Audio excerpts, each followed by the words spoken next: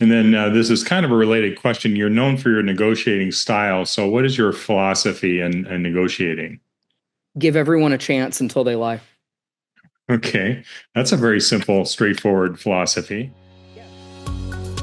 Welcome to the Dream Home Podcast, the show where real estate meets real talk. Hosted by John Nagle, a seasoned expert with over $7 billion in real estate financing experience. This podcast features top realtors, builders, and financial pros. Whether you're buying, selling, or investing, we've got the tools to help you make smarter moves. Here's your host, John Nagle. Welcome back to another episode of the Dream Home Podcast, where we explore the communities, people, and programs that help turn your dream of home ownership into reality. I'm your host, John Nagle with CMG Home Loans. Today's guest is the definition of real estate hustle. From sweeping the floors of her dad's industrial complexes at age 12 to leading investor acquisitions in Dallas and Hilton Head, Lacey Brutschy has built a powerhouse real estate career on grit, insight, and strategy. Lacey recently earned the CIPS designation, Certified International Property Specialist, one of the most prestigious certifications awarded to the National Association of Realtors. She's fluent in English and Spanish, specializes in first-time homebuyers and investor deals, and has been in the top 1.5% of realtors nationally over the last 2 years. Lacey brings new marketing ideas to her clients, leveraging social media and video. Lacey has her own team, the advisory team, and is with The Real Brokerage, one of the most innovative and fast-growing platforms in real estate. So thank you so much for joining us today, Lacey. We appreciate your time and looking forward to visiting with you about your amazing career. Me too, So John. you started in the industry young, literally sweeping warehouses. How did that shape the way you approach real estate?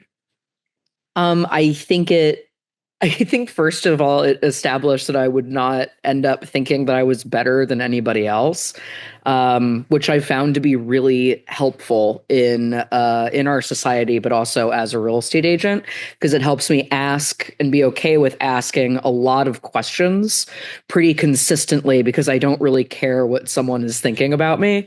Probably because I grew up sweeping cigarette butts off of commercial warehouse floors. That's definitely a good point of view to start out from. And then how did you decide to focus on investment real estate as one of your specialties? Sure. So I graduated college from Southern Methodist University in Dallas, Texas in 2009. I went back to go work in South Carolina with my parents with their commercial construction, or I'm sorry, with their commercial property management group. Did that for about 2 years and then decided to move back to Texas. And so when I decided to make the move back to Texas, I had a lot of mathematics background at that point, working in commercial for 2 years. So the economy was pretty down, so that was what a lot of people were buying. And B, it was just something that I had gotten used to doing over the first 2 years of my career. Okay. And then is there a property deal that sticks with you? Yeah. There was one in South Dallas that I did when it was 2012. I worked with an asset manager, which for those who don't know, that is someone who works kind of with a bank to give bank-owned properties to real estate agents to sell. And they were who was figuring out who we were going to get them, price them appropriately, get them ready to market, all that good stuff. My first building was an apartment complex down in South Dallas, and it was in a pretty rough neighborhood. And I was tasked with going and door knocking door to door and letting people know when they were evicted. So thrilling, thrilling way to get started in investment real estate. I hired a guy who was the scariest looking dude I'd ever seen. He was always hanging out on the property. So I paid him $500 to hang out with me while I delivered those notices, and his hands were huge. And I just remembered that I called him Ham Hands. I don't remember his real name. I know I have it, but I called him Ham Hands. And he was the person who I ended up paying to serve all of those people whenever we needed to exit them from the complex. Oh my goodness, what a story. Holy cow. Yeah, Absolutely terrified. Like, absolutely terrified the whole time. So when you're submitting offers, what is your approach? It's tailored towards every customer. So what I always do is I look at the property, I then look at what its appraised value probably is, and then I look at what I think my client should pay for it. So that way they don't need to worry about chasing equity as hard. Like, I want them to be with at least 5 or 6% equity whenever we close on that property. So I look at a pretty aggressive CMA, write the offer. If I'm in a multiple offer situation, we'll figure out the age and year and how everything looks for the main systems. So, like, roof, electrical panel, plumbing, foundation, doors, windows, locks, any of those. And then we say, okay, how much is that probably going to be to fix? If my client feels good about going in inside of a multiple offer situation and knows all of the systems and how much money it's going to cost and what will likely come up on an inspection report, they will feel pretty good about offering a larger sum for the option fee or for our ability to negotiate repairs. In the state of Texas, that's the option period. So we go up a little higher, knowing that if the buyer terminates for any reason, they will lose that option fee, but the seller will also gain it. So I use that as a bit of leverage. Okay. And then this is kind of a related question. You're known for your negotiating style. So what is your philosophy in negotiating? Give everyone a chance until they lie. Okay. That's a very simple, straightforward philosophy. Yeah, I have a very honest conversation with all the agents that I go under contract with. And I just tell them that I have a buyer who wants to buy the property or vice versa. They have a seller who wants to sell a property. I'd like to make it a little fun. But I'm also going to be negotiating during this entire thing. So if at any point you think that there needs to be a stopping pattern before your client no longer wants to play ball, just let me know and we can figure that out. Okay. Okay. And what do you watch for during inspections, especially with the investor properties? Very specifically, I'm aware of roof, foundation, and plumbing systems. So roof here really determines the dollar amount of your insurance per year. Once we get up to 7 years, that roof becomes very expensive to insure. So I look at year of roof. I look at foundation because that's something that we always have a bit of a problem here in North Texas. That can be very expensive to fix depending on if you're on slab or if you're on pier and beam. And then the majority of my investors buy things that are a little older, so usually 50s to 70s for the year built. And so I want to see what the sewer line looks like. So we always camera the sewer line, not just do a hydrostatic pressure test, because I want to see what the health of the line looks like. If it looks like it's decaying or deteriorating, or if there's roots growing through it, I want to be able to negotiate the repairs for that, because that's not something that my client who's a buyer is going to be able to get insurance to pay for. Right. That makes total sense. And then what about appraisals? How do you prepare for appraisals? I'm really good at appraisals. I'm usually about 1% off of whatever we think it's going to appraise for. I'm just really good at math. I know the math. I've been selling for like 15 years. I know how much value a pool adds in a certain area. I know how much a golf course adds in a certain area. I know what an elementary school takes away. I mean, it comes kind of back to sleeping cigarette floors where all I would do was ask questions. And so I've had a lot of conversations with appraisers who are kind of just excited to spill their tea to someone who wants to know. Yeah. That's a very, very good point, and gets you on the side of them where you're able to share information with them as well, and maybe save them some of the hard legwork that they normally do on an appraisal. Yeah, totally. Now, you work with a lot of first-time home buyers too. What's your advice to them? My advice to them is always to go in a market that has a growth pattern. There are certain areas in DFW that grow about 1% per year, and there are certain areas in DFW that grow about 6% per year. So I typically have a conversation with them about how long they plan on being in the home, and then I can help advise them on which areas we should be looking at. So that way, if we were to hit a recession or if the housing market was to go down in value and they wanted to sell in 2 or 3 years, they wouldn't be attached to that home the same way someone was in, let's say, buying something in 2005 and then wanted to sell in 3 or 4 years. Okay. And then how do you guide them through the process? I am a micromanager to my true core. I give them weekly updates. I let them know what the inspection will look like.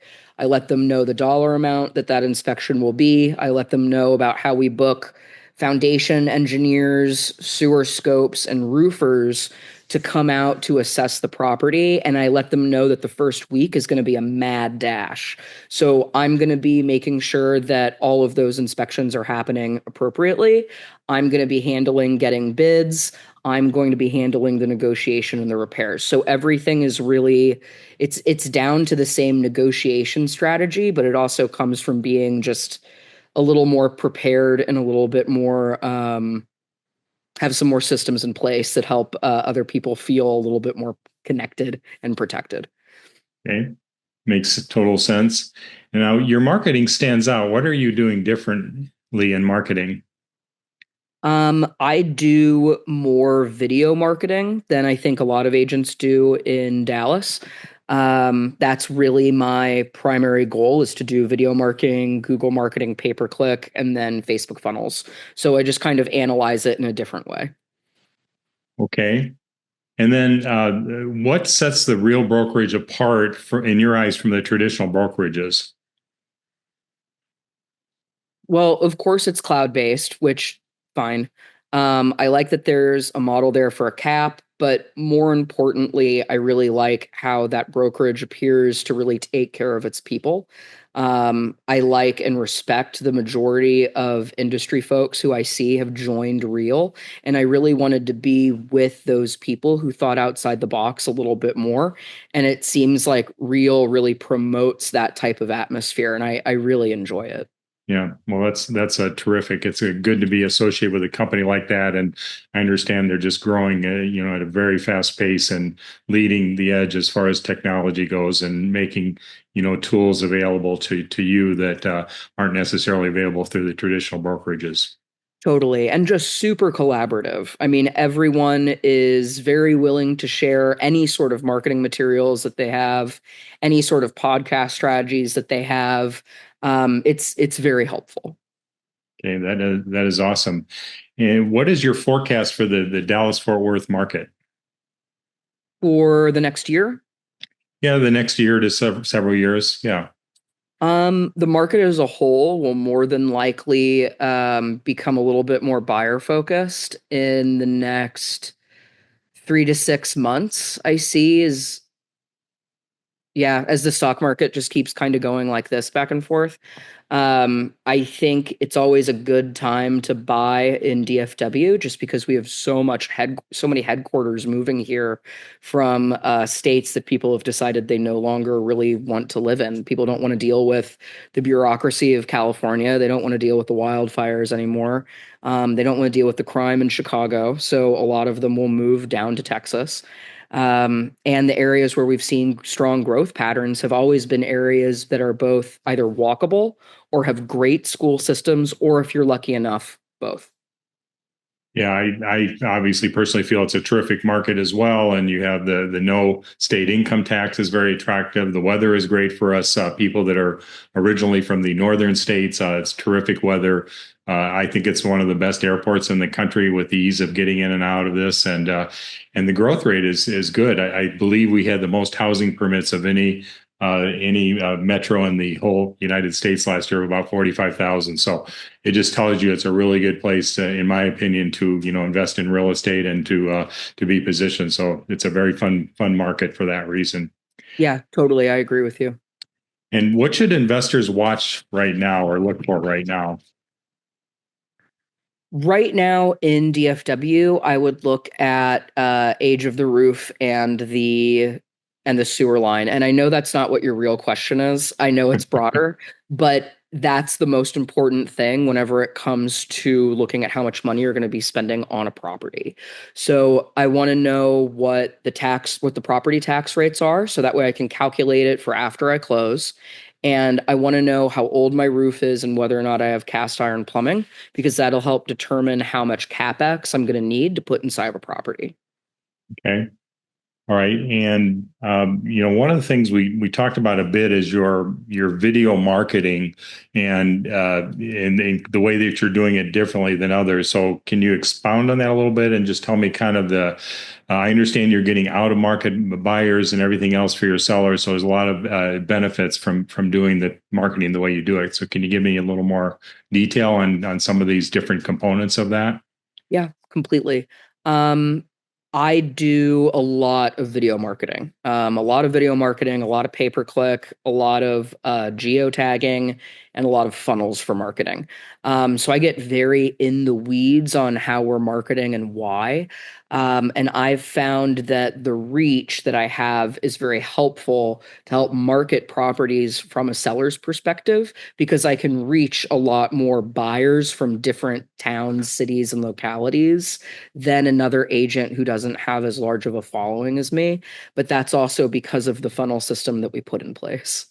Yeah, well, that's awesome, and I know you've been doing that for a while, and it was one of those kind of new frontiers, I guess I would call it, because nobody really understood, how to go about doing it and how it could actually produce results. But obviously, you're proving that it can produce and does produce results for you.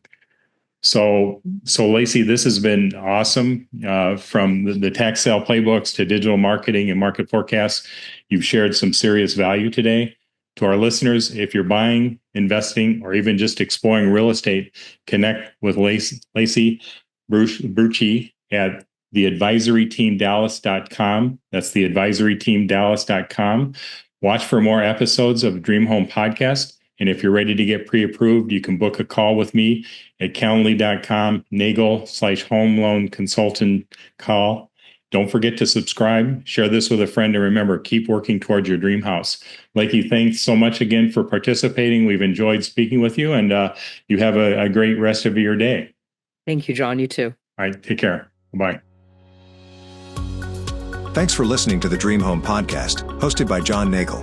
Ready to take the next step toward your dream home? Visit www.dreamhomepodcast.com for resources, tips, and expert advice. If you enjoyed today's episode, subscribe, leave a review, and join us next time for more real estate insights and mortgage tips. Until then, happy home hunting.